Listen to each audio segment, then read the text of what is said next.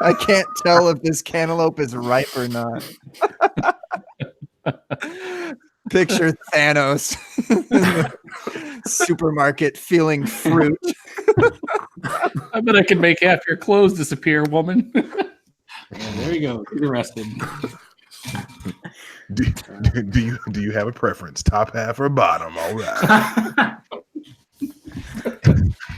That's not creepy at all. Is that are we good on the masculine toxicity for the night or anything else, guys? Predator. All right.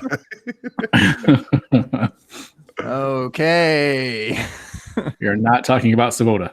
Anyway. Did I mention that we were live? Sure. Oh, maybe I should warn y'all before we do that kind of thing. Nah, it's so fun. No, it's not as bad as Memphis. That 1 month, whatever.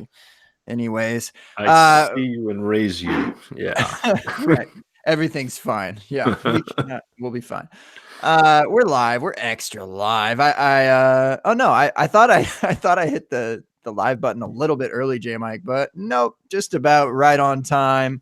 That is 9:30 Eastern ish. It's the open bar. It's me. It's my man's J Mike Check. What it do, brother? Look, tonight is a huge night. The reason that we're all here, finally, it took us months to get here.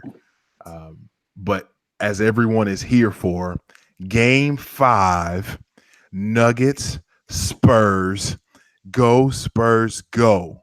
Take this 3-2 lead and just really rock this out because Denver is going to really have the pressure put on them at this point. All the veterans for San Antonio about to do work. This is really what everyone's here for. So I appreciate everyone in the chat showing all of the Spurs love. I see people talking about they're leaving, eye rolls. I think that I have rendered the chat absolutely befuddled and speechless. It's awesome. I appreciate your all support. This is great. Like, what sport are you talking about? No. You know what? Just the disrespect. J Mike, I got you. Popovich for life, man. My man, 50 grand. I mean, does it matter though? Like the Warriors are gonna win regardless. So I don't know this year, man. I don't know. Oh no. But anywho, Gabe, I'm happy to be here. This is fantastic. I'm excited. And I know everyone, you're not here for the wonderful Spurs talk. You're not here for Aaron B's Bruins.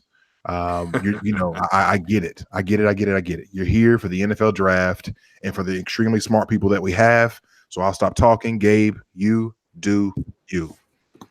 Oh, I don't have a team in the NBA playoffs, so I guess I have nothing to say. I bet you miss Kawhi, though. He's going to look real good in purple and yellow, partner. Yeah, right. Stop tripping. Yeah, he's going across the street. Well, exactly. Same building. Same building. I guess. Man, happy to see your face. Happy to have a thing called the NFL draft upon us in just a couple of days. Less than 48 hours away, we'll see the first round, the least important round for us offensive happy people. Not to be offensive, Mr. Dwight Peebs, the IDP champ, my guy. How are you tonight? I'll introduce you first. Doing really good, man. Happy to be back. I think it's been a while since I talked to you guys. So, yeah, I'm just happy to have a reason to watch draft day and not have people look at me funny. But, yeah. So, we've already watched it once this week. Probably watch it again tonight, actually. So, yeah. It's a ritual at this point. It's becoming like the Christmas Story on Christmas or the Grinch or whatever your thing is, every year. Oh, yeah. Such a bad movie, but you got to watch it. We as a family every Christmas watch the Star Wars Christmas. Have y'all seen that one with the Wookiees? No, I think so.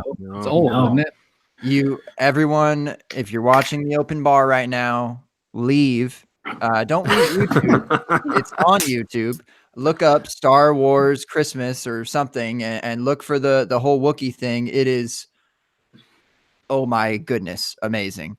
It is great. Make it a tradition every year for your Christmas. I promise you will be entertained.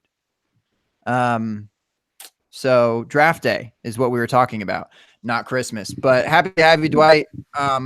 We were talking off air that you are usually not able to join us because of technical difficulties, and I feel weird.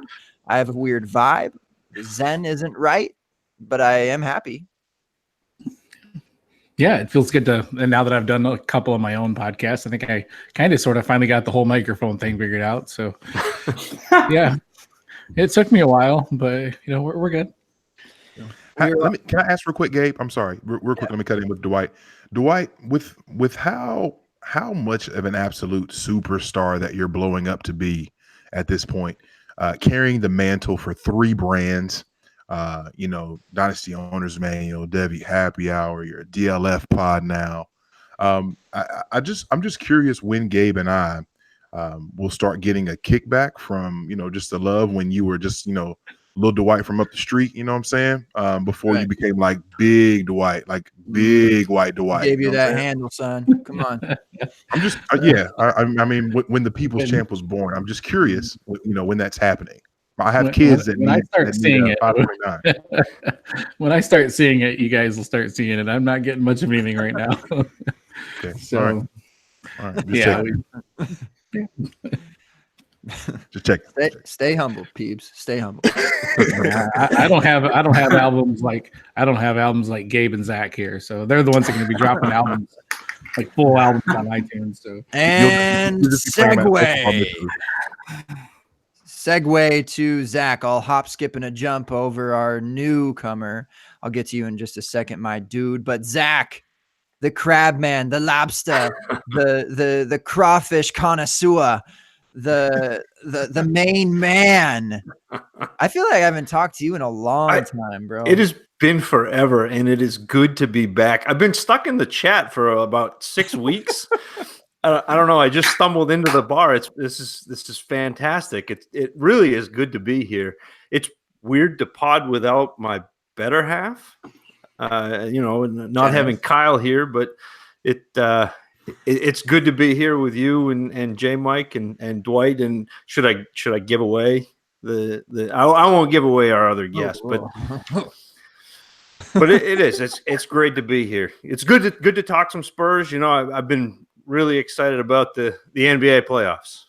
Go Spurs, go. Go Spurs. What is it? Game 5 tonight, J Mike?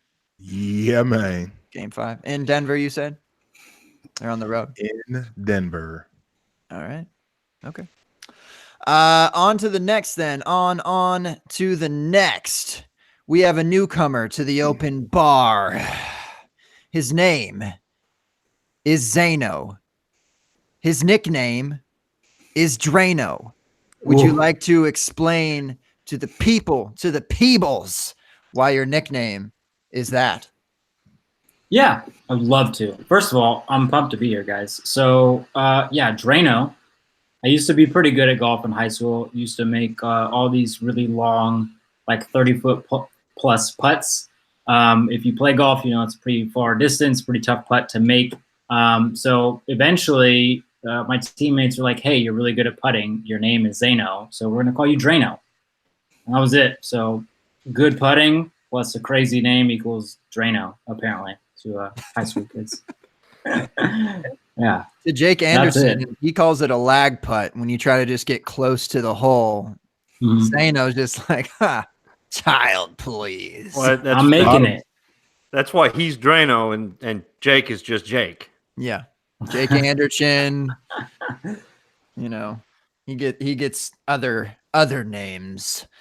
Happy to have you. Happy to meet you virtually. I think just like actually first time period. I don't remember interacting with you much on Twitter, so I'm happy to interact with you here, my man.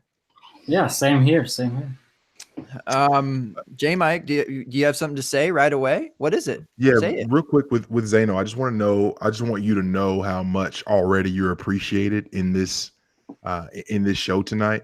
If I scroll up a little bit in the chat, and shout out to everyone who's checking us out in the chat, YouTube live, 9:30 p.m. Tuesday nights. You know what it is. The wonderful my son, if you will, from the left coast, Jesse Reeves. He hit us with this. Zeno, Dwight, and this is in all caps. OMG, this is the most all-star lineup.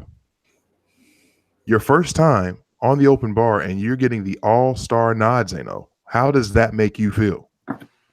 I mean, it's a lot to live up to, but at the end of the day, I'm just going to bring my best and hang out, kick it with you guys. There's just no pressure.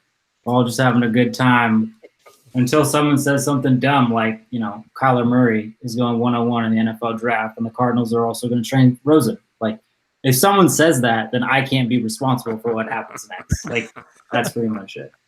He comes out firing. I like that. Well, I do think like the Raiders are going to do something crazy. Like we heard talks about that today. I think if they did get a QB in this draft class, it's for sure going to be Murray. I don't know why they would take anybody else if they have Carr. And then they'll ship Carr away. That would be sweet if they got Murray and then ship Carr away to, I don't know, maybe the Giants will do something stupid again. Grab a bad contract from Carr and try and re-sign him to a long deal. I don't know, something like that. But it doesn't really matter because, the Niners at the 102, it's probably going to be Bosa. Get that edge rusher in there. Those are my kind of two things that I'm pretty confident will happen for sure. Guaranteed, 100%. You heard it here first. Lock it in. Wow. And I thought we weren't mocking tonight. Nope.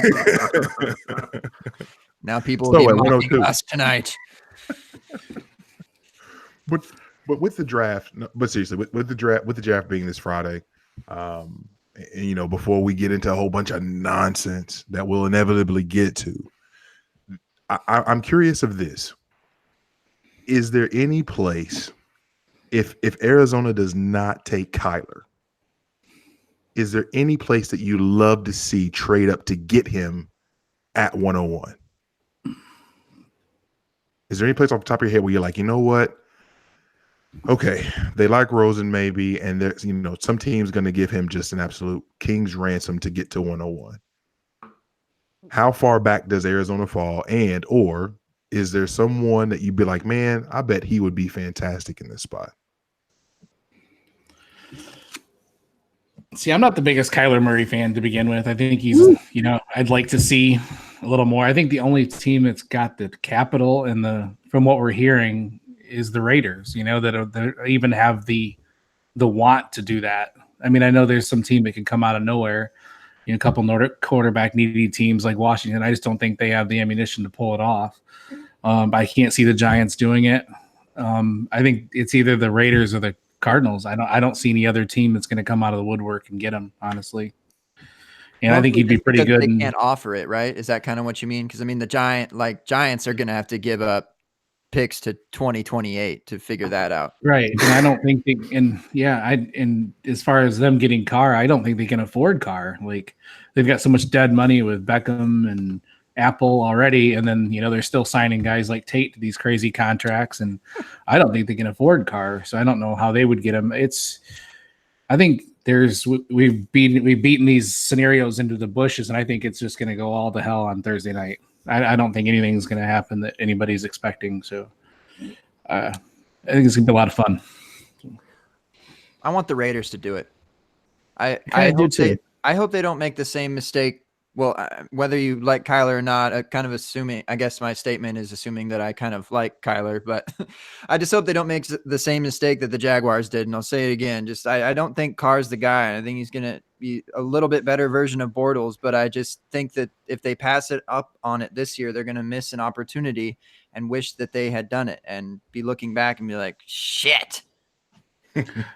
Right. And I think they do have, a decent enough team around him. He'll have a couple good receivers to throw to and stuff. I can see Murray to Antonio Brown being a really, really good connection. So I definitely think it's, within the realm. And I tweeted it earlier that I think if anybody makes it happen, I think it's the Raiders. So. What do the Raiders give up to get there, you think?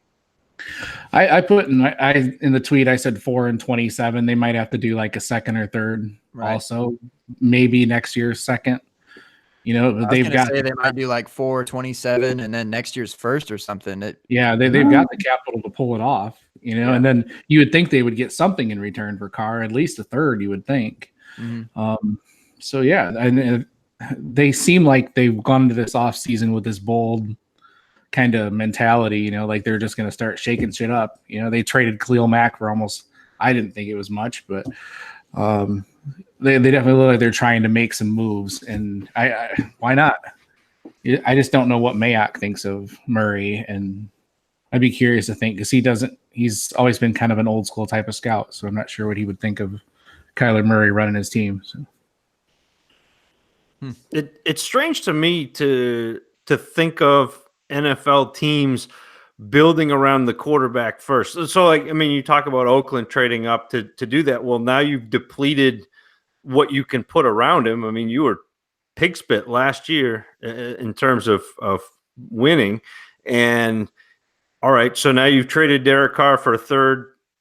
So you got a third back, but you traded all your picks for this year. You traded a first next year. What are you putting with Kyler Murray? To me, and maybe I'm wrong about this, because what do I know? I'm just a dummy. But I would build with offensive line, with defensive line, maybe with defensive backs, because I think in this league now, you've got to protect your quarterback. You've got to get after the quarterback so he has to throw. I mean, get pressure in the pocket and then defend the pass, because I think that we've seen this shift toward a passing league, which you would think would make the quarterbacks incredibly valuable. But we've seen a lot of these young quarterbacks who are on rookie deals be very productive, and because they get surrounded by a quality team around them, that core. And to me, that just seems backwards to trade up to go get Kyler Murray before you have a team in place.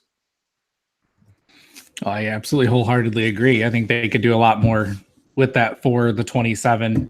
You know, they could get Quinnen Williams, you know, get Byron Murphy, you know, get a good cornerback, get Josh Jacobs, you know, like build a really good team around Carr. You said Carr's not much better than, I think Carr is better than Bortles, but you saw how well he did when he had Amari Cooper and Michael Crabtree, when he had a couple good weapons and a really good offensive line that year. I think he's adequate enough. I'm not going to say he's a world beater by any means, but I don't mind. I would not mind Derek Carr running my franchise. I think they're kind of stuck with that contract. So, yeah. Well, and that to me is the other issue is I don't want to pay a quarterback who's not going to get me over the hump. If I can draft a rookie quarterback and be whatever 6-10 or 8-8 like I am with Derek Carr, why wouldn't I pay a guy $3 million instead of $20 million? Like it makes sense to me. I was on a couple weeks ago with the Superflex Super Show, and I was talking about landing spots. And for me, the landing spots that I love for some of these rookies coming in are spots where there is a quarterback at the end of a rookie deal.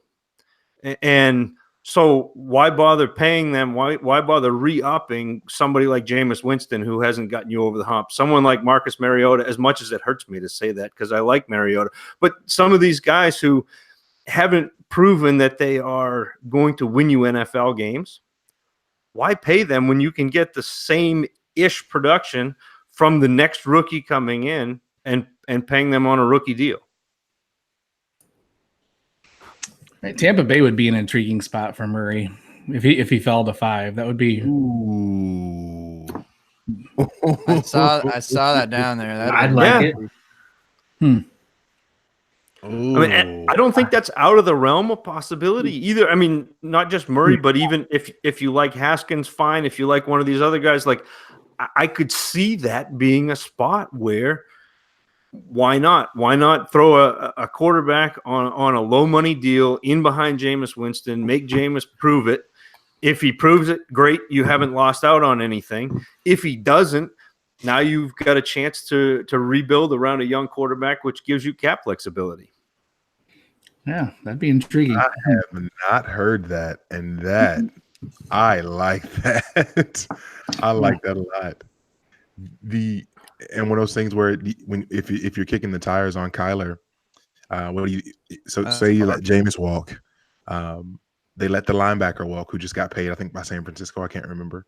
Quan Alexander. Yeah, and then so now I imagine that they have all this cap room to be able to build around someone like Kyler with Arians. Like, oh boy, Evans, Godwin, my homie Rojo. Slipping him in there real quick. OJ Howard, Cameron Brate. I'm just gonna keep it going so y'all can't stop. And, Justin Watson, Peter Howard's boy. What up, Peter? I see you in the chat working. It's gonna team's loaded. Set it running back. It's perfect. Love it. Set it running back. Yeah, with Peyton Barber. Yeah, I agree. Totally.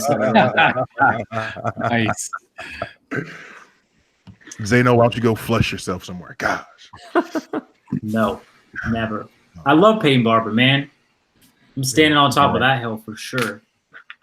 Although it's a cheap hill to stand on. It's a bit of a pitcher's mound in terms of height. You won't fall far if you fall off. So it's all good. I think he just went in one of the drafts I was in, like 14th, 15th round. So safe mound to die on, Zeno. I love it. That mountain molehill. What's up? Now, J-Mike, I know the Bengals have not moved up in the round since 1984, but and they're still not going to. Well, yeah. So what if they moved up and got Kyler? That'd be crazy. Everybody seems to think Haskins is going there all of a sudden. So listen, if you know, and I don't even watch Game of Thrones, but literally winter will have to come for Mr. Brown to trade up and take Kyler. Like, oh shit, yeah. They're gonna sit right there. They're gonna take whichever Devin's still there, as everybody and their mom's mocking, and that's just gonna be what it is, man. I would be fine with that too. So, are these the mock drafts that are coming out every other day? Those are the ones you're every other day. Those mock. Since we started this, there's been 3. So, like, Jake Anderson in the chat. This is a pretty good one. Peter Howard hits us with that Peyton Barber greater than Rojo, and then Jake Anderson goes process over Rojolts, like results. It was pretty good. It's slanderous, and I hate that, but Jake, that's money. I like that a lot, actually. Do I have a ghostwriter? Can we real quick? Can we talk through a couple of superlatives that I have written down here that we did last year, Gabe? Can I do them again? Not all of them, just a few. Sounds great. I'm so glad you're so excited. Real I was just tweeting about you. Sorry. I'm just going to say a name really quickly. Excuse me. I'm going to ask you guys a question. You're just going to tell me the answer as it pertains to one of the rookies or soon to be rookies in this draft class as it pertains to dynasty football. So I'm going to ask the question like, the one rookie you're confident will be a bust is who? Yeah, that's tough. Yeah, the range on that, and it'd be any rookie. Any. We're talking about the in 2019, correct? Between the 5,001 mocks, surely at least 50 people are going in the top 12 of these mocks.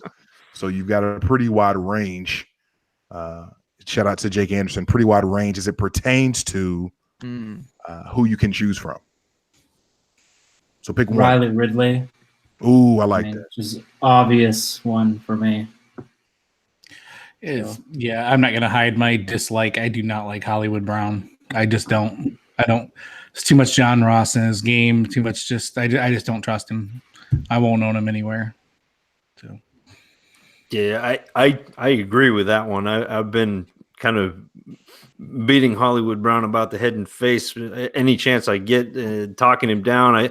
He gets open, he creates space, but if he gets touched, if the defense can get their hand on it, man, he is in some trouble. And so that's where the 165 pounds or whatever his weight Exactly. is really comes into Yeah. play, right? I mean, it was the same thing with Dortch, where like I loved watching Dortch on tape, and then all of a sudden you see him come in at the combine and you see his height and weight, and you're like, that's just not an NFL body. Like it just can't. You can't be that small. Well, I say that you can be, but you are a huge outlier if you can produce at that size. Right.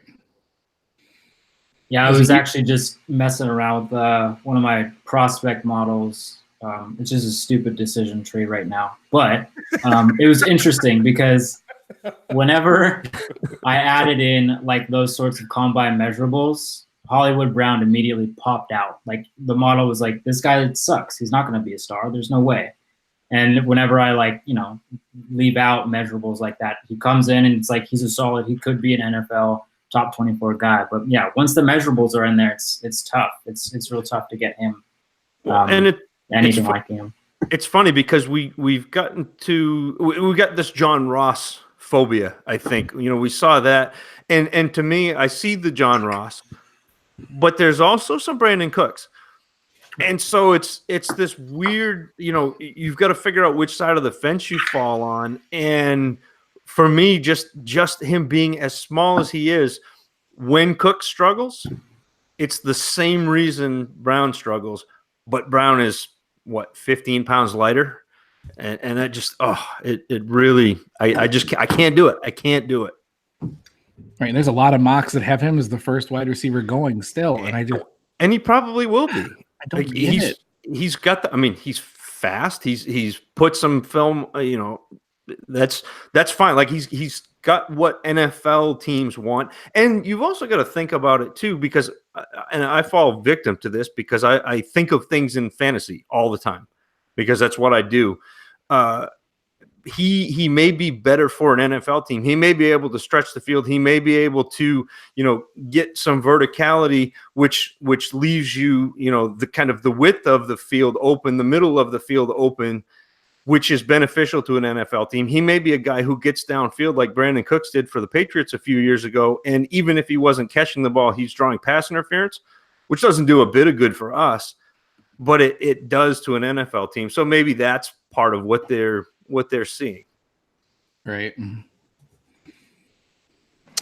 Very good. Moving on. QB number 2 in this class for you is Will Grier.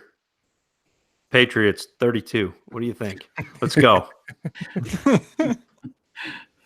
Do I have to pick one? Yes, you do.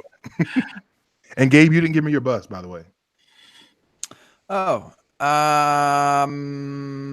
well, it's only right to give a weekly negative review of Jake's boy DK Dynasty Killjoy Metcalf. Dynasty Killjoy Metcalf. Dynasty No, I don't know. I don't even like. I don't think he's a bust. I just like not really sure where to put him. So I'm not touching that one. I'm just messing with you, Jake. Yeah. I mean, I think an easy one is I'll say I've been kind of worried about Josh Jacobs a little bit lately. I just feel like I haven't seen enough, and I'm just a bit worried. And I think back to who it was, someone either this week or the last, J Mike's talking about the kind of those boom plays that they see on tape, and it kind of just attracts everyone at once. And we mentioned that Amir Abdullah did that, and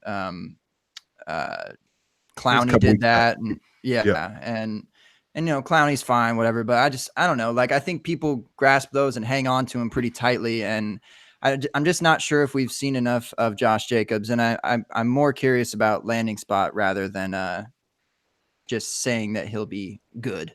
So we'll go with that. Fair enough. Grier was QB2 for Zach, which that's sneaky good. I like that. Anybody else? Ugh, yeah. I'm so disgusted. I like it. I will stand. I think the three most successful quarterbacks out of this class will be Murray, Tyree Jackson and Jared Stidham. That's Oh man. what I think. I don't like Haskins. I don't like Locke.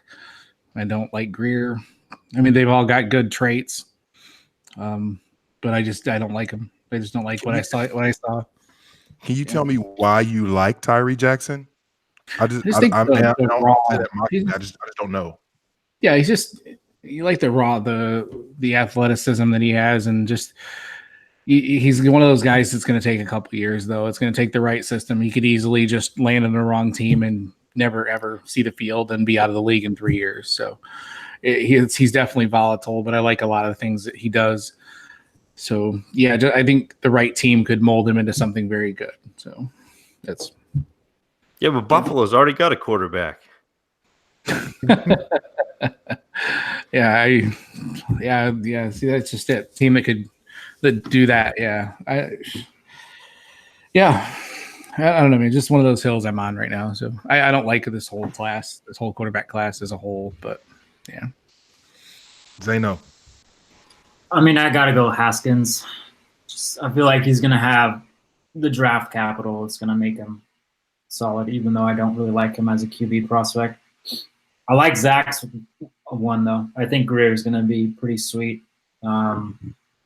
He's probably my QB3 right now. Haskins he's just so slow from what I've seen. He's just the weirdest. He's like a turtle in the pocket. I don't understand it. I don't get it. what are you talking about? That's my Stephen A. That's all I got. I like that. That's funny. Turtle. I hadn't heard that. Oh man. I can't even. I don't have anything for that. No, he looks like he moves in slow motion. I do, yeah. It's awesome. I mean, look, have some respect. 1.7 yards per carry. Have some respect for the man. I mean, he's moving better than I would do.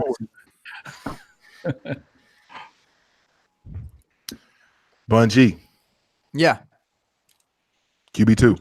QB2. I'd probably say Haskins too. I think Greer is growing on me a little bit. I'm not with the Peebs as far as the takes at QB2 and 3, but I am with him in terms of the class, that it is just not really that fun to me. And I think we'll have a lot of excitement going into next year's draft as far as QB and really just offensively. I think next year is going to be a lot of fun, but I think Haskins is younger too than those guys, and he might not have a great first year, but if he lands in the right spot and with a good set of coaches around him, a good, QB coach, you've seen guys develop like that.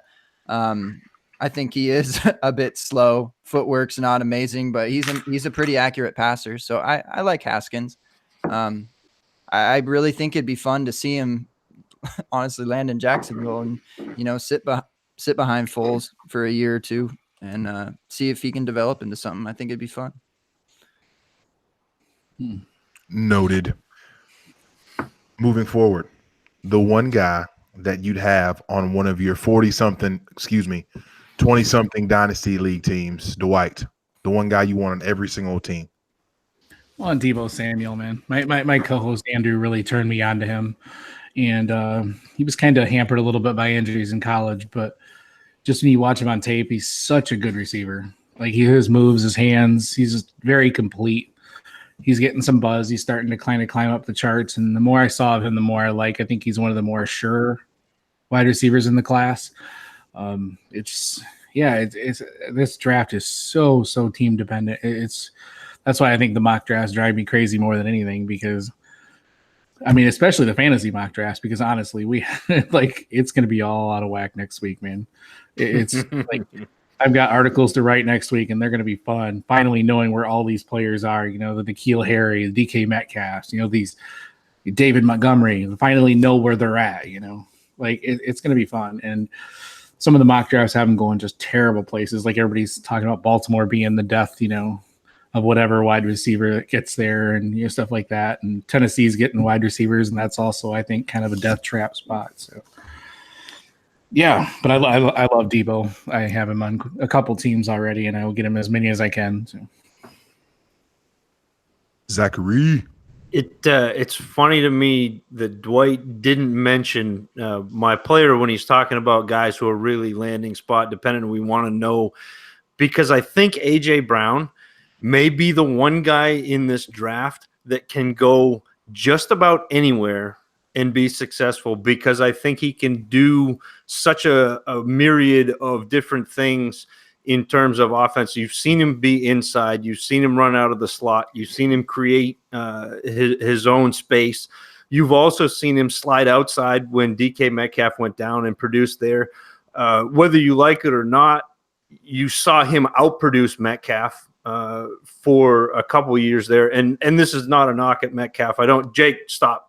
I don't mean it. It's not a knock at Metcalf. He's phenomenal. But I think AJ Brown is the best receiver in this class and has the highest floor. And so that's the guy I want on every single one of my dynasty teams. I don't want to miss in the first round. I don't. I'll take my swings in the second round. I'll take my swings in the third round. I think AJ Brown is the guy I want. Yeah, I keep seeing him going to Green Bay, and holy crap, 101 if he's in Green Bay. But even if he went to Baltimore, I mean, think about a guy who gets open close to the line of scrimmage and creates separation, and had a play at Ole Miss called Get Open, which with a running quarterback who can get out of the pocket and create some time. I mean, that just plays to skill sets too. I don't think that there's a spot that I'm looking at AJ Brown going and thinking, wow, that's awful. And there aren't very many guys in this draft class that I don't have that fear with. Interesting. Yeah, I like that one a lot. I think AJB has like the safest floor probably of a lot of these, especially the wide receiver prospects. Yeah, I love that. He's definitely not my guy that I have to have, but certainly do like him up there. Who's yours, Zeno? Yeah, the guy that I have to have, it's going to be Miles Sanders, simply because my running back depth on all my dynasty rosters is trash. I also really just like him in general. Yeah, it's shitty, right? It's like you kind of have to make this pick based off what your team is devised of, but oh well, it happens. Yeah, Sanders is my RB1 in this class. I really liked almost everything that I saw on tape, and then his production profile is what we like to see for the next level as well. So he checked all the boxes for me. Loved it. I mean, like fighting off Saquon Barkley, like imagine how you must have felt trying to do that. It's like trying to, fight Thanos, right? Like the guy with everything, now you're going up against him. I like that. I've been pounding the drum for him for quite a while now. Well, Gabe, who's your guy? This is a guy that we have to have, or with the safest floor. I'm a little confused because I honestly forgot the question. On every it was single like team. 5 minutes ago. Every single team. Have to have on every single team. That's so hard because I feel like you can't even pick like a top 6 guy because I guess you can pay for it. You can absolutely have any guy you want. Let's keep the train rolling on our boy. I know Jesse's said it a couple weeks ago. Pano last week. It's spelt Daryl, but it's pronounced Darrell. Can I have your number? NFL draft. Can I have your number? Can I have it? My little croissant. My little croissant. I actually don't know I don't know if it's Daryl or Darrell. So apologies, Mrs. Henderson. We're here for your boy. Are we? I'm here for it. I'm still here for it. Give me those wide open spaces, Jake. FF Anderson. Come on. He's Dixie creating. Okay. He's creating. No, I love it, man. It's just fun to watch. There's like always a guy that just kind of sits in that late first range, that a running back typically that moves swiftly, and he is one of those guys. Not necessarily a similar player by any means, but on the same realm as a Kareem Hunt that I've liked, and a Kenneth Dixon that I've liked. So it can go either way. But I know that this guy, Darrell, ain't going to be a 5th-round pick like KD the God was. Henderson's probably going to go in the 2nd or 3rd. So, yeah, there you go, J. Mike. You have to be let my little croissant. Can I have it? Can I have it? Can I have your number? Can I have it? Yeah, you're gonna have to let Kenneth Dixon die, bro. I just drafted him in like the 20th round. It felt great. Yes, love it. When you could have had Peyton Barber, what are you doing? Yeah, you could have had Rojo. What are you doing? Facts. Good grief. Last one, and this is I'm just curious what you guys think of this. Is this going to be Alexander Madison? This is going to be the guy that's not going. And by the way, and I love the point that you made, Zano, just a minute ago, because I'm confident that I will now and forever refer to Miles Sanders as Jan Brady. Just always looking up to Marsha, and Marsha's a star. Marsha gets all the love. Marsha. Miles Sanders is Jan Brady. Moving on. That's perfect. I don't think you can get any better than that. I don't think so either. So this is the guy that you're taking, not in the first round of any of your drafts, that you're confident will end up making the Pro Bowl at some point in his life. Does not go in the first round of your rookie draft. Does not. Jesse Reeves hits you with the Miles Blanders. That's cold. Miles Blanders, am I right? Just kidding. I like him fine. Wait, I didn't read that. Oh, shoot. Okay, yeah. Anybody ready for that one? I just need him to get a chance. I just need like 17, 18 carries a game, throw him the ball a couple times. Alex Barnes, I'm still like and I know I made fun of Madison a little bit, but Barnes and Madison for me are the two guys that are going to go later in these rookie drafts that have both the potential to be a ball carrier up the middle because they're big enough, they've got the size, but they also have those 20 catch seasons, which I know you guys have heard me talk. I like to see the 20 catch seasons in college because the NFL is not very creative. And if they see it happen before, they know it can happen. And so you're not asking an NFL coach to take a leap with his job on the line. And so for me, it's Alex Barnes, but he's got to land somewhere where it's going to be a Kareem Hunt situation. It's going to be, he lands somewhere, something happens to get him in and get carries, get touches, and I think he'll produce. And there are, this is not a comp, but there are shades of Emmitt Smith in the way Alex Barnes runs, the way he cuts. It's not a sudden jump cut. It's almost this plant shift. I don't know. It's like a slide step with a pitcher. Yeah. And I love it. And that's the guy that I'm taking deep in drafts and hoping. You're interesting, man. I like that. Yeah. I've been on the Andy Isabella hype train for a long time, and he's kind of fallen back a little bit now as other guys have taken a step forward. And I think he's got a little bit to learn. And once again, if he gets a chance to be a really good slot receiver, I think he'll be in the Pro Bowl someday. He's a guy I've tried to grab a lot in the second round. You want to go deeper than that? I love, I'm probably going to butcher his name. I haven't said it a whole lot.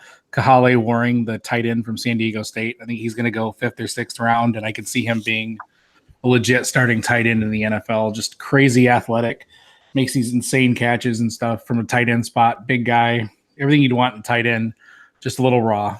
So he's a guy I've been trying to grab in 3rd, 4th round, a lot of rookie drafts. I know. Love the Isabella one. That's actually what I was going to go with. Definitely think he fits that slot profile where he'll be solid in those intermediate to short routes. just like, you know, just being that mismatch on being a linebacker or even a slot cornerback is just so advantageous in today's NFL. So, yeah, I love the Isabella pick there. I think I couldn't choose Isabella. Probably go with Emmanuel Hall. Kind of a weird one for me. I don't think he had the best production from like NFL comparables. But I still like what I saw from him. I think he'll be a solid guy. Probably make the Pro Bowl. Yeah, so I like in that second round area. We touched on him last week. Golly, dude, on tape he just runs by everybody. It's ugly.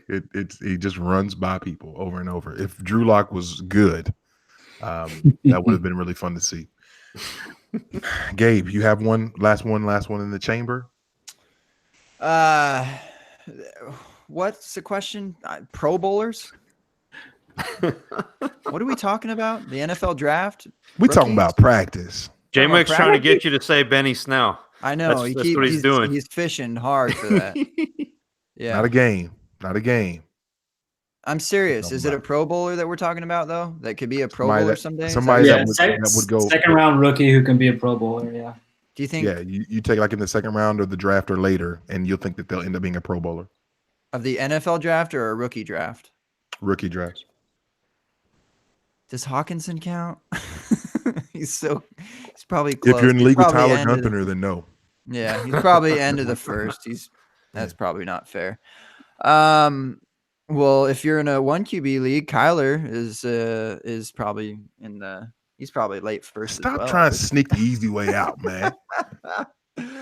All right. I want to see. I was trying to have y'all talk about him last week because I don't know as much as y'all, but I've watched a little bit on Justice Hill, and I like the way that he runs the football. I think he's explosive. I think he's got runaway speed, much like that of Tevin Coleman. I thought that it was kind of similar. He's fast. I don't know. I would like to see one of those guys, one of those running backs that are going to go, day 2 of the 3rd, 4th round of the draft and pop out rather than these Josh Jacobs, Sanders, Montgomery type of guys. But I like Justice Hill. And can anyone else say something positive about Justice Hill here, or are we going to move on? Now paging Justice Hill's mothers. All right. He's got a cool first name. All right. Well, I'm dying on that hill. He's a good pass catching back, and he'll be good in the NFL, 3rd down type of back. Fill in, yeah, he'll be fine. Yeah, he's a guy I like pretty decent amount. So, and I think, I think we've seen a bit of a change in the landscape of the NFL where those are becoming more important. I mean, we respect the hell out of Tariq Cohen. Year before, Duke Johnson and James White. I mean, these guys matter. I think it matters on the offense that they land on for sure. But it's just that term. I think they're becoming a little more prominent than before. Yeah, that term 3rd down back used to be like a fantasy wasteland, and it's not anymore. I mean, you can have a really, he's going to be your RB3, but he'll still win you or help you win a week, if you got a couple guys out or whatever. So those are, 3rd down backs, as you want to call them, are very valuable, especially when more teams face, 2nd and 15, 2nd and 20, those 3rd down backs get more carries, more plays, so yeah. So Dwight, do you think that he's not just big enough to be able to carry the load to be, a 2 or 3 down back? Yeah. What I saw, I'm trying to draw on a fly here. I'm drawing a blank on him, but I remember his vision wasn't the greatest. He didn't see a lot of the really tough defenses in the Big 12 there. So, size was an issue, vision was an issue, but he's shifty, he's quick. He's really good at the ball in his hands and out in space. So that's, in space is a very premium issue in the NFL, especially. So, yeah, he's a guy I like, but I see him going 4th or 5th round, and he could have a Tariq Cohen like impact possibly, but it's that TJ Yeldon mold. I think it's and these guys can be valuable. I mean, it's It's whether or not they get a chance to be a 3-down back plus.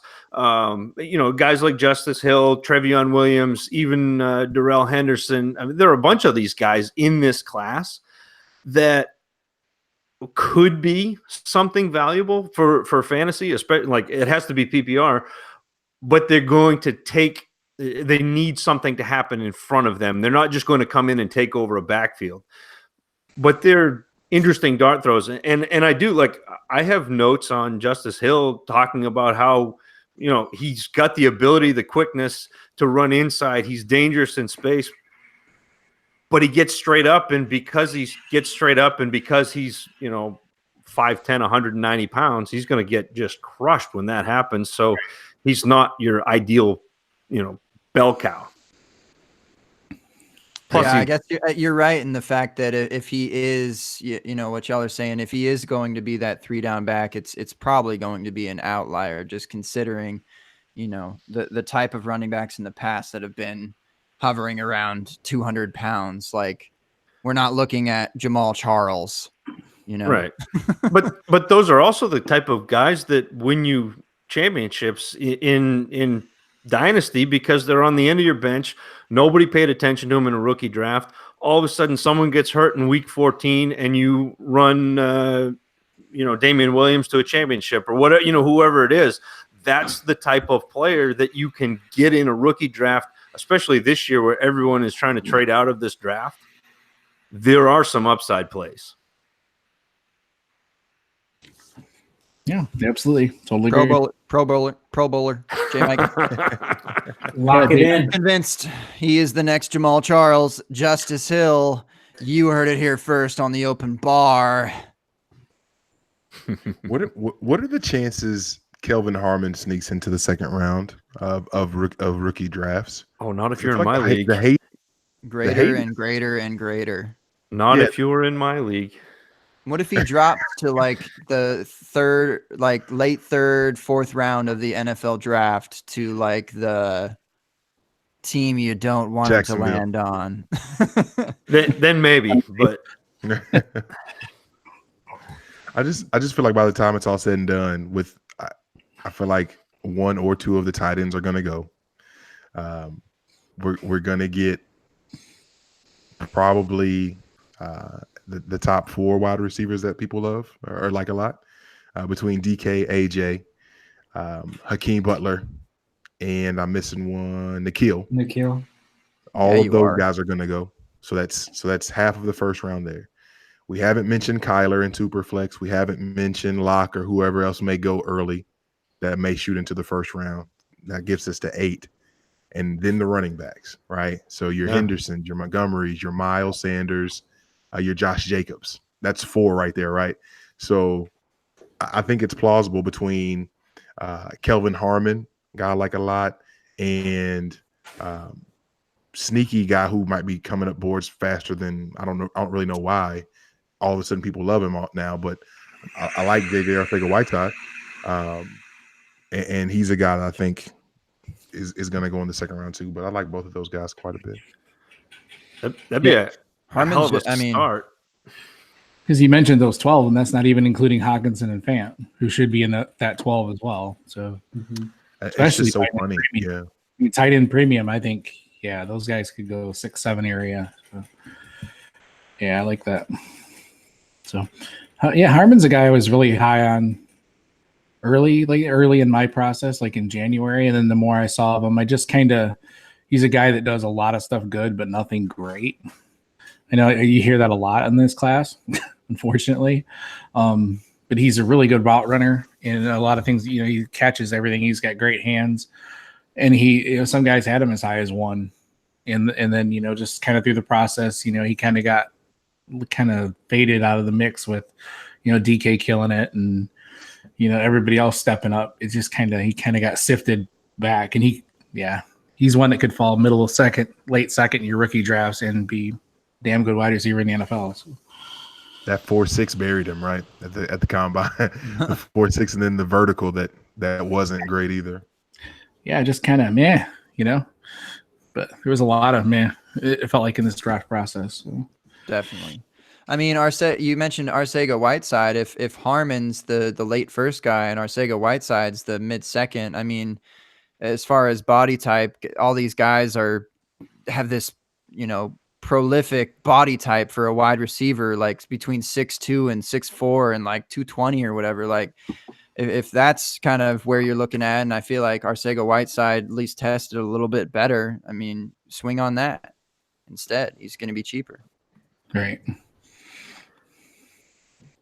I don't know. I still like Harmon. I got a question for Zeno though about a guy like Harmon, and because I'm not a numbers guy, I'm a film guy, and I hear a lot players like Harmon, players like AJ Brown, players like Jarvis Landry, and you hear inefficient.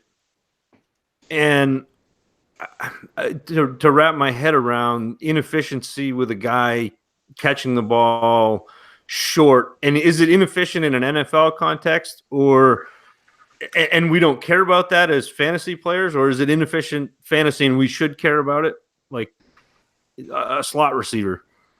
Yeah, I mean, if you're talking about just like efficiency, it depends what efficiency is to you, right? Like if you're simply just talking about being efficient once you catch the ball and being able to get a bunch of yak, I would almost say just ignore that. Like yak from a college level to the NFL isn't really a translatable thing. It's not something that at least I've really tried to measure, but I've seen other articles and analysis where it's basically, don't trust yak all that much. And then if you're talking about efficiency from just being able to catch the ball, I think that's one of the things like you can pretty much ignore for the most part, unless they're like, catching nothing ever. Like obviously those obvious outliers are pretty bad to happen. But like I think of it in a way in terms of like the job of each offensive player. So the job of the QB is to deliver the ball on time, on target. Job of the wide receiver is to get separation and to catch the ball. And I think that latter part is kind of noisy. It's not really a good signal when we're talking about, I mean, even the NFL, like receptions and even reception percentage is just not a stable thing from season to season. So going from, college to NFL, it's not really a thing either. So yeah, I would say for the most part, just kind of ignore those. Efficiency is weird though, because yeah, it just depends how you define it. Same thing with NFL success, right? Like what is a successful wide receiver? Is that like number of 1,000 yard seasons? Is it being a top 24 fantasy football receiver? Like, yeah, those are the types of things that like I'm kind of interested in as of right now is like defining success. Like how do you fit your model to predict the best thing that's most translatable to fantasy success? Turns out it's harder than what you imagine. But yeah, all sorts of smart people out there doing that currently, which is like really awesome to see. But I think market share is king. It's like a lot of what age-adjusted market share is like the biggest thing for me. That's what I notice. Sticks a lot. Yeah, take that, Peter Howard. Age-adjusted market share? Yeah, age-adjusted. Yeah, that. I was just gonna say, take that, Peter Howard. Numbers suck. Numbers suck. How about Hashtag film, baby. someone mentioned Boykin to hop into the late first or early second. How about Boykin for y'all? Stompy. Listen, it wasn't top 12 receiver. He said top 12 overall. Miles Boykin. No, that's what. Yeah. I mean, in the first round, late first, early second round. Yeah. Can you hear me vigorously shaking my head? No. I can. Oh, I want no part of that. Yeah, he's elaborate. I don't. If you're going to use the Josh Jacobs argument, you got to use the Miles Boykin for the same thing. He was stuck in a horrible offense at Notre Dame that couldn't get him the ball, but the measurables are there. The athleticism is there. Some of the plays were there, but I still think he's one of those ones that you could let somebody else take and get in a year. He's going to take some time to develop, if he even develops. Like, he's got a lot of the traits you like, but you haven't seen it on tape. And what is his story, Devy wise, Dwight? Sorry to cut you off, Zach. Well, Devy wise, he was kind of a middle of the road type of guy. He wasn't like exactly a highly sought after recruiter, not a 5-star or anything like that, but he was Notre Dame tends to bring in, some of the best of the best. So it was there. I'm trying to think of how he was a couple years ago, and he wasn't even in like, top 10 of his class type of Devy radar, but the talent was there and more was expected, but more was expected of Notre Dame as a whole. So Zach?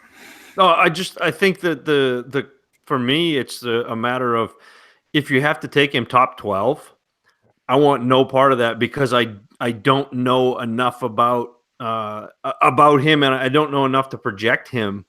Why not? If you're going to take a flyer on someone, why not take a flyer on Hall 2 rounds later? Why not take a flyer on Keyshawn Johnson the next round? There are a bunch of guys. If you're going to take flyers, don't take them early in this draft, because I don't think that there's much to separate after about the first 10 guys. I don't think there's much to separate the next 20, which it's weird. People are saying it's a bad draft class. Well, it's not top heavy at all, unless you count the tight ends.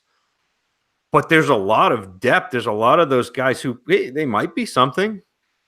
So I guess that's where I'm at. I'm off him in the first round, like way out. But if he's sticking around in the late second, fine. I'll take a flyer on him. Right. Seems like a really fun draft if you're interested at all in this draft, but to trade back and gain some capital and possibly, still get some player that you sort of like.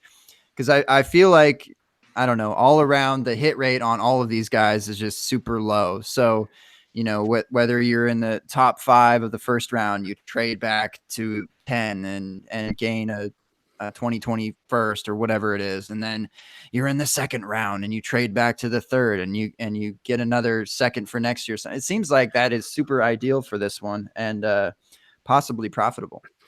Yeah, and I also think it's a great year to have won your league last year, because a lot of people are looking to trade back.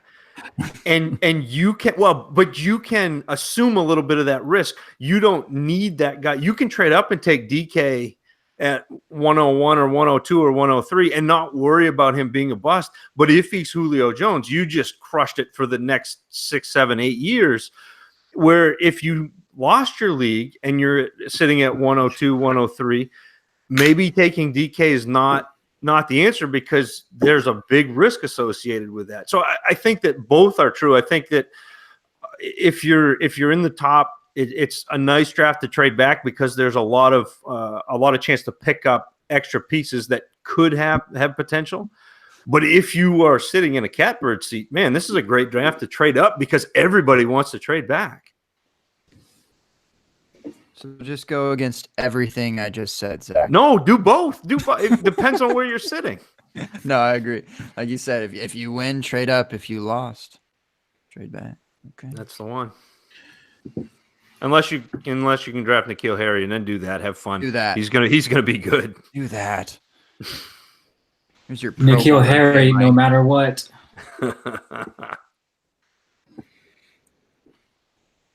Do people not like N'Keal Harry out there? I can't imagine that they don't.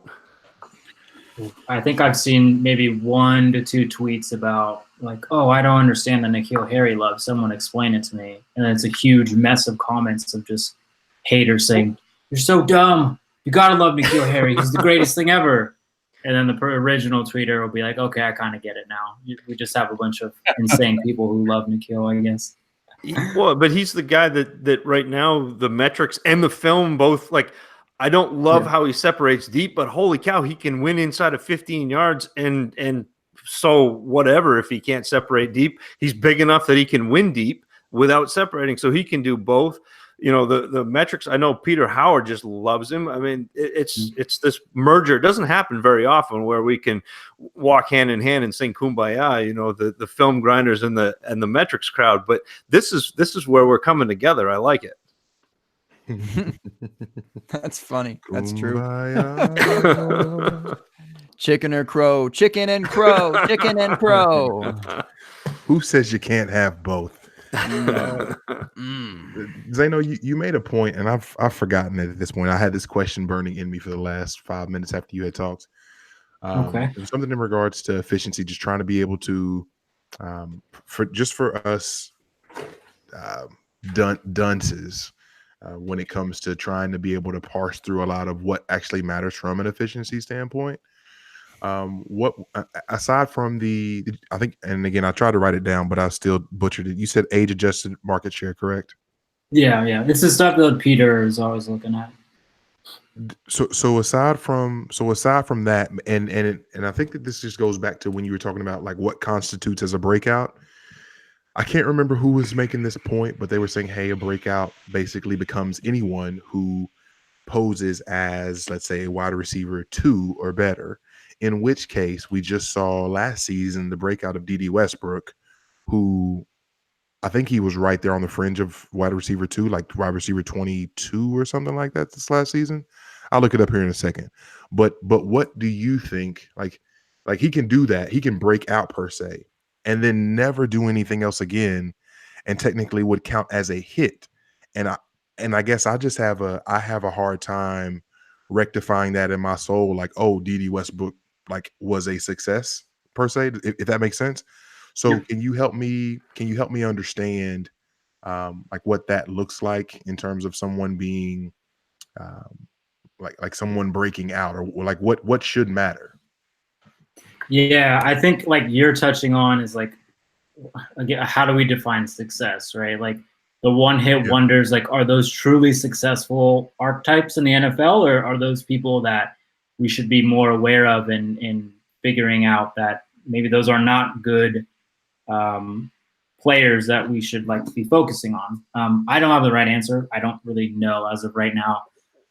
The latest kind of stuff that I've been working through is more so looking at like multiple levels of classification. So basically figuring out, what's your probability of being below average? What's your probability of being average? What's your probability of being above average? And all those averages are all based off of PPR points right now. And I've just simply bucketed them. So I said basically anybody who gets below an average of 7 PPR points within your first 1 to 3 seasons, you're considered below average. Anybody between 7 to 11 PPR average points is considered average. And anybody above 11 points is considered above average. It turns out that there's a kind of interesting like distribution of those sorts of point spreads. So there's a lot of guys who are average. There's a lot more guys who are sub-average, and then there's obviously a lot less guys who are like super good.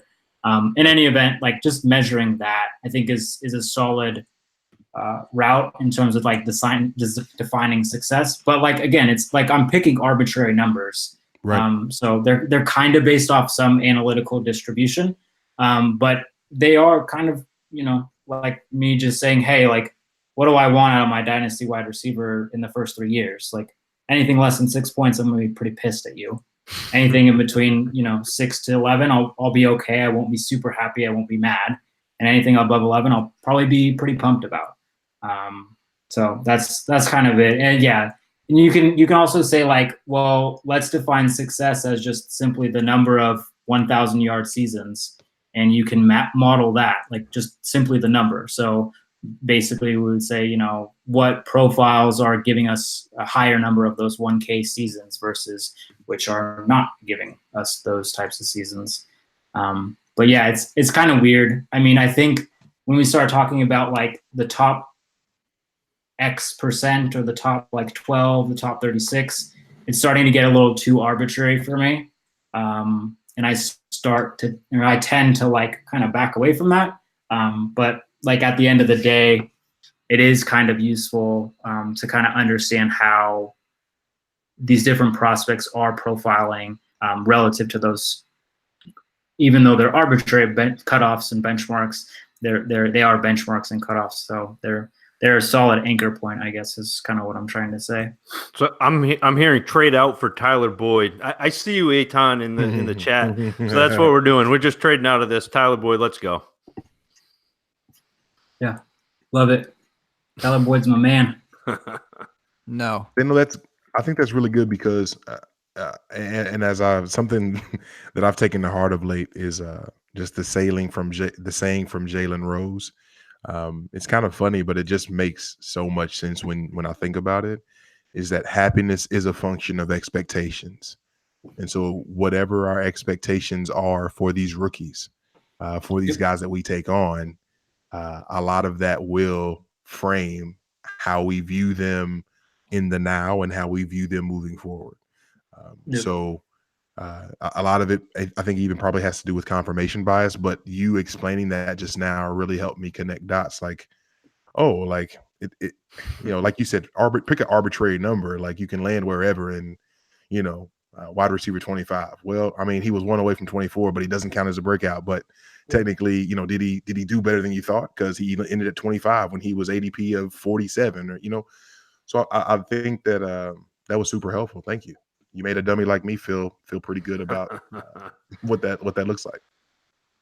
Awesome. You're not a dummy, for what it's worth. I don't know. I got the T-shirt on. He is 15 and out, baby. I didn't even notice that. Shoo-wee. To all the Broncos fans, I just saw an alert. Chris Harris just wants to be traded. Take that, Sam. Take that, Aton. Suck it, Broncos fans. I'm just kidding. I don't hate Broncos fans. I'm just messing. They had I don't know if you heard, Gabe, on their latest episode. They had Matrix on, Colin, aka Connor, and they were lamenting about their Broncos sadness. Yeah. So take that. Yeah, I would Give me Flacco all day in late rounds. Ooh. And you're serious. You say that with a straight face. Yeah, absolutely. Well, I've That's definitely impressive. taken him a bunch in best ball, within the last 2 weeks. I don't know if I'd take him in redraft. I'd probably just shove him on my dynasty roster. Why not? He'll be free. Might as well plug up a QB3 spot if my roster is big enough. Don't see a reason why not to.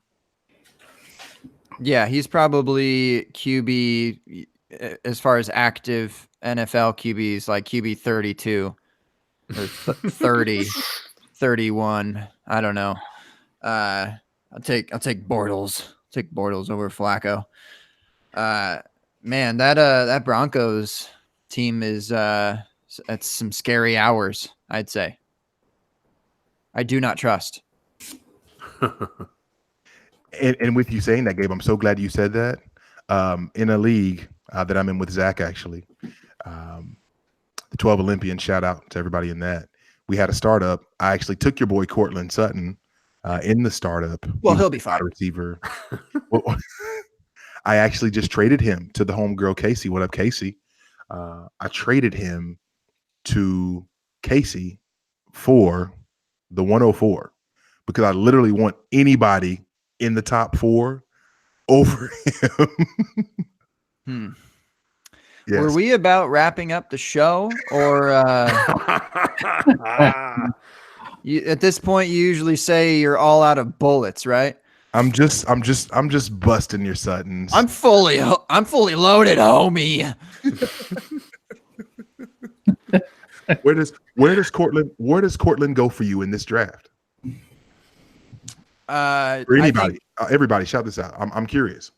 I think it'd be an argument between Nikhil and Cortland, but that's it for me. That would be the only argument to have. Okay. Yeah, I'm sitting right at probably 3 for me. And that's just in a regular league, like Superflex. I think that Kyler probably jumps up above that, obviously. But yeah, that's tough. Probably 4, right on 4. Man, that's tough, man. Because I really liked him a lot last year. A lot of people did. What's wrong? Like it's just a rook. You traded back to get you like went back in time. You're retroactively trying to find success. It's let the man develop. Right. I just feel like that team is just going the wrong direction, man. The whole team is like, another a team. I have trouble trusting anybody on that team right now. So that's, yeah. I just don't like the direction Denver's going. Yeah, I'm with you. I'm with you on that because it's hard to find success. We've gone through this before about the kind of the correlation between a top 12 or 10 QB versus a top 24 wide receiver, and there's usually that happening. So if we see Flacco having an extraordinary year, I mean, he's only been a top 12 guy twice, maybe. So yeah, I can see the sweat, but I can also see him just being a bridge QB and just being a guy to fill in. Like again, but how many years in a row can the Broncos have a fucking bridge QB? Like I think next year could be the year if they can figure out how to scout talent. I think Tank for Tua. The QB class is going to be nice next year, though. I have a feeling they're going to suck this year again. They'll have a top 10 pick. They can scoop one of the 4 or 5 QBs that are going to go in the top 10 and gravy, baby. Come on. Sutton will be on an expiring rookie contract when he finally get a decent quarterback there. Yeah.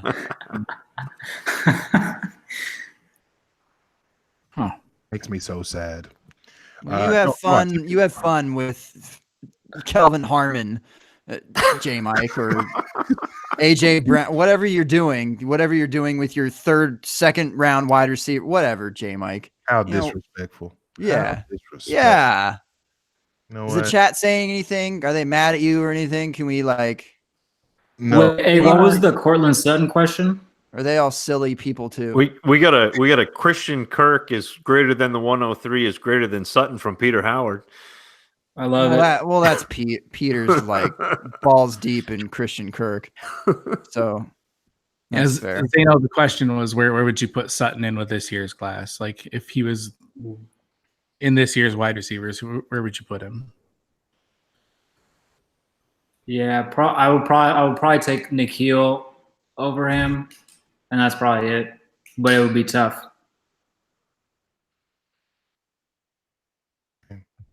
I'm just curious because a lot of times we do this thing where we like to cross-pollinate, if you will, drafts, which is why everyone hates this year's draft. Apparently, cross-pollinate. Every other draft has just been these knees for 15 years straight now. We forget about Bishop Sankey, and anyway, that's besides the point. P. Ryan for life, right? Geez. Point being, I just find it interesting how. I try to show you some love there with the fact that I took Cortland Sutton in a startup, and then I immediately traded him just because, simply out of spite to bring it up in this very moment, in utter disgust. It's kind of like the if you didn't love me, then you don't deserve me, or whatever that quote is. Yeah, whatever that kind of however that hell that goes. That's kind of I think that's what you're trying to say, right? With that being said, I think our time has come to an end. Cortland Sutton, N'Keal Harry. Gimme. Anything else that y'all want to share at all before the draft starts in 40 hours or so? 48 hours till end game, baby. Yes, let's go. True. I got mine on Saturday night at 12:40 a.m. Oh snap! I'm gonna be out until 4 a.m. It's like the universe got together and said, "Hey, let's just take one weekend and really piss our wives off," by putting end game and the draft on one weekend. Yeah. So. Oh well, all good, man. End game of all sorts between the pre-NFL draft research, the movie, and marriages. I mean, and the real mock season can begin, guys. Right? Right? I am Oh yeah. More mock. I am just so glad that we've got like 48 weeks off from saying landing spot. Oh, Yeah. Oh yeah, I hear you, man. Ugh. Y'all are such haters. J Mike, what do you say? Are we getting out of here? Is that what you're trying to say? Should we get out? I think we're there. I think we've met our match. At the quota, the open bar minimum. Certainly don't want to reach the maximum ever again, but it happens from time to time. Tonight is not that night. J Mike will not allow it. This has been great. I've had fun. Excited to finally talk about things here in the coming months of summer. There will be a lot. There will be a lot happening on the open bar. I'm sure. Maybe. I don't know. Jamie, we'll talk about that here in a second. Let's say goodbye to our guests. The IDP man himself, the Peebles champ. We'll start with you since we started with you at the beginning of the show. Say your things that you like to say. If you'd like to, throw a comment towards Cortland Sutton, feel free to do so. Otherwise, who are you? All right, man. Yeah, we got next week. My 2 pods of W Happy Hour, W Owners Manual both have some draft recap stuff going on. I got a couple articles in the pipeline for DLF, and side note, I'm trying to petition that every meeting that we have in the United States starts with somebody hollering "Regulators mount up." I tried it today at my meeting in work, and it didn't work. But I think it's a thing; it's got to happen. So that's my side project that I'm working on. But that's all I got, man. All right.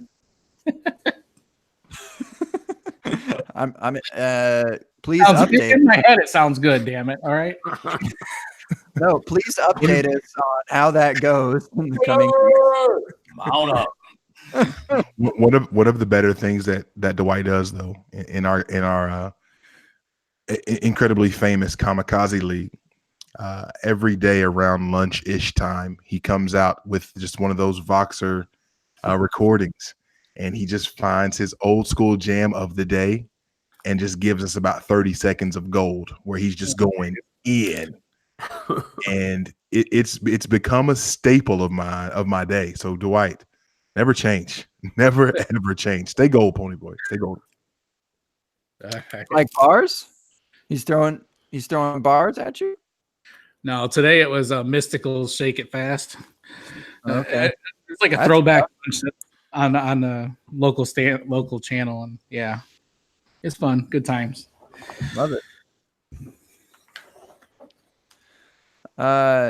Indeed, stay gold, Pony Boy.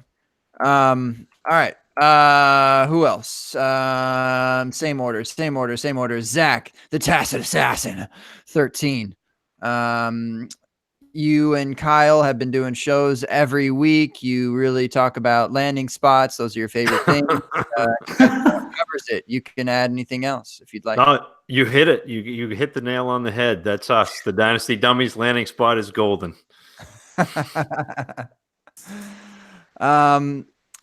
Well, no, either you will or I will. Go check out the Dummies, man. That's a great podcast. Even if you don't like football, you can still listen to the hard work and dedication that is put into a parody song almost every week, right? Sometimes like 2 in a week. I mean, the dude is writing these in front of his wife while they're watching television. Like, what a psychopath. No, I know how that is, so I commend you for that eternally, my man. Well, hey, it means a lot, and I appreciate it coming from you, especially because there isn't anybody in the Dynasty game better at writing lyrics than you. So I appreciate it. It's a labor of love. It gives me a chance to be creative and have some fun with this. And if you're not having fun with this, you're doing it wrong. Yeah, for real. We seem to lose sight of that, especially in the Dynasty community as we approach this draft. People get a little psycho. And plug your live show that y'all are doing. Go ahead. Oh yeah, we're rolling out a day 2 draft show on Friday at 7:00. Hey Gabe, if you're in the neighborhood, swing by. I think we might have a mic open for you. So I know J Mike can't be there. We're very saddened by that, but definitely stop by, and if you guys are in the chat still, you may not even be anybody there. If there is a chat, we'll have a live chat going too, so you can make fun of us. It'll be fun. I appreciate the invite, and I think I'd like to take you up on it. I think I have some redemption to serve. I just find myself to be a complete asshole from last year, to be quite frank. Oh no worries. You were entertaining. I mean, look, it was you were entertaining. It's all good. We get it. Whatever. It's all in the past, but appreciate that. Yeah. So go check out the show, whether I'm there or not. It's going to be great. And the day 2 is where it's at for fantasy football. For Sorry, sure. Sorry, Dwight. Okay. IDP will have its day on day 1 and throughout the draft. But I think there's going to be a lot of defensive players taken in round 1. Yeah. Oh yeah. Probably 18, maybe 20. It's gonna be good. Yeah. A lot of impact players. 20 defensive players in Hollywood Brown. There's your first round. Welcome to day 2 of the dummies. Oh boy. All right. Drano, aka Zano. But I will probably not call you. Well, both names are so fucking cool, man. You really nailed it there. And to be able to be called Z is just Call whatever you want. really neat as well. So yeah, appreciate the names that you carry on your shoulders. Appreciate you. Would you like to share anything? If you can hear me anymore. Are you frozen? Uh-oh. Zano. You gone. I'm probably frozen. There he is. Can you hear me? All right. I'm just going to go before my computer blows up again. Yeah. My name's Crazy. I'm Crazy. You can follow all my stuff on Twitter at @thedude_Z. It's probably some of the links here, whatever. All my crap is on FF Statistics. You should subscribe to tools I build. If you want to see some of the beta tools that I dump out for free, you can go to www.zenoismy.name. That's www.zenoismy.name. And yeah, you check out some cool shit that I do. And happy to talk numbers or football and numbers, either way. Can I have your number? Me. Can I have it? Can I have it? My little croissant. My little croissant. Croissant. Oh, J Mike. J Mike check. What a fun show. Golly, sometimes I have to pinch myself. Just the fact that we get to do this. It's just crazy. This is really absurd, and it's something special, Gabe. And I don't tell you often enough how special you are to me, how much I care about you, care for you. You are my brother, and I love you. And this is just fun that we get to do this. It's absurd. To everyone that rocks with us in the chat, thank you all. It was a ton of fun. And this will be the official last time that I will wear this specific ball cap during an episode, because the Spurs are down like 30. And we're not going to do this again. So not that I'm superstitious, but this is just disgusting. To everyone that's rocking with us on podcast form, thank you guys for checking us out. Make sure you share with a friend. Let them know that you came to the bar, you had a ton of fun, and that they should come too at some point. Again, whether that's Apple Podcasts, Google Podcasts, Stitcher, Podbean, there's something new called Himalaya. I don't even know what that is, but I'm pretty sure we're there. Spotify, we're there. So check us out. Show us some love. And again, share with a friend. On Twitter, you can find me at JMikeCheck. at JMIC Check. You can find my better half, Mr. Gabe Gearing, on Twitter at FFManBun. And you can find the show's handle at The Open Bar FP, as in Fake Pigskin. What up, Jared? What up, Robert? I hope you guys are well. And to our guest tonight, my brother Zach, People's Champ. Zano, Drano, don't call me James. Greatly appreciate having you guys. Thank you very much for being here. Zach, I think you I got a spot here in the living room.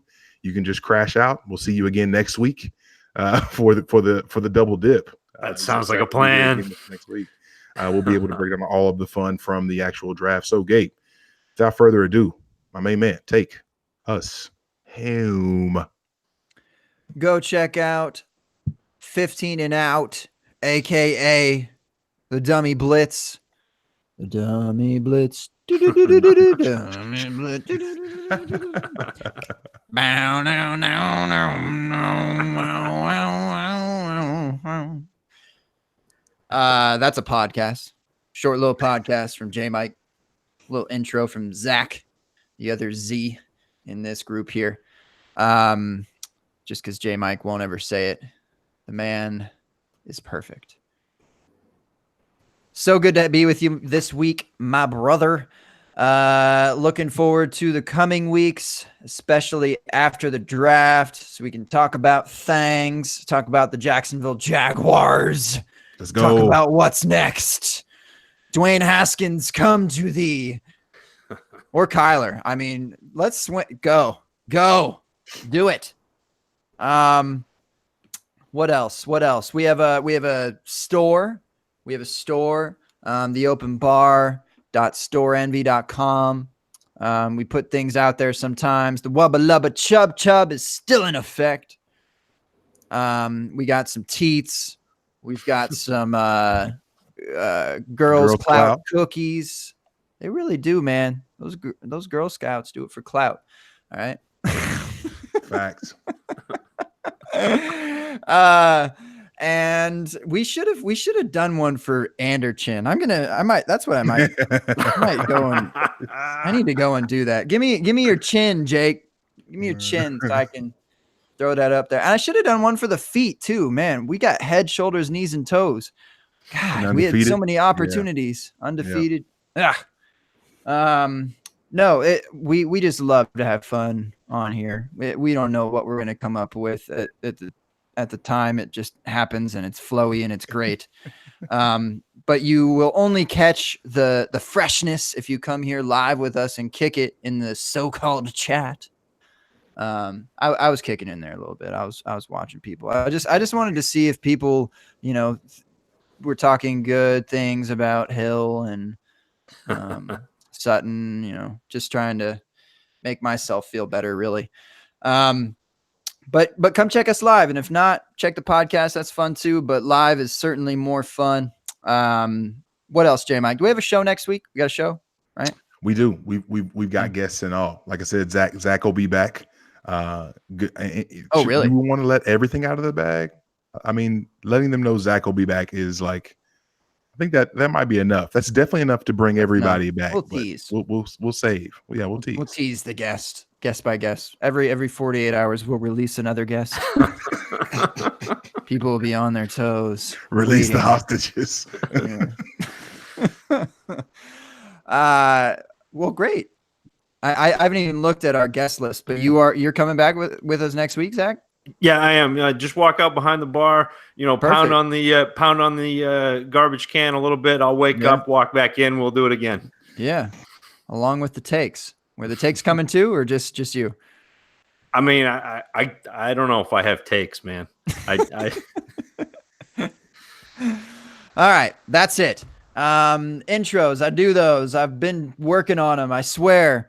I just gave one to the homie Levi, who shout out. We wanted to have him on tonight, and things came up, family things, and those are always first. But we did miss you tonight.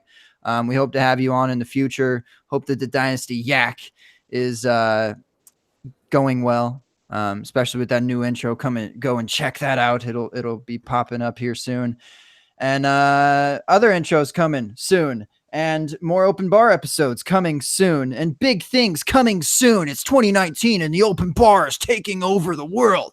All right. Put your drinks up. This has been great, everyone. We love you all. Little cheers to you and yours and everyone around you. We will see you all next week. Deuces.